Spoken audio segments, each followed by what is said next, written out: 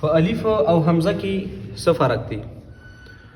نو په الف او په حمزه کې دوه قسمه فرقونه کولی شي چې الف په همیشه د پاره ساکن بوي، الف په همیشه د پاره ساکن، او حمزه چې کوم دینو دا به کله ساکن او کله به متحرک. یو فرق دا شکنه ګوره لکه الف چې ساکن وي لکه ما کې د میم نه بعد سره غلي الف راغلی، لا کې د الف نه لام نه بعد الف راغلی.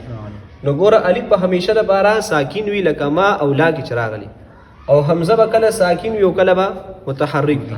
چې کله حمزه متحرک وي دا غي مثال اخذا وایي دی باندې، او چې کله حمزه ساکن وي لکه دا غي مثال رأسن شه. او بل دویم نمبر فرق په الف او حمزه کې دا دی چې دا الف په همیشه د پاره بے دخته ویل کیږي، مطلب دا دی بغیر د جټکینه په نرمه سره ویل کیږي، او حمزه چې کوم دینو دا مندخته وي په جټکې سره ویل کیږي لکه رأسن.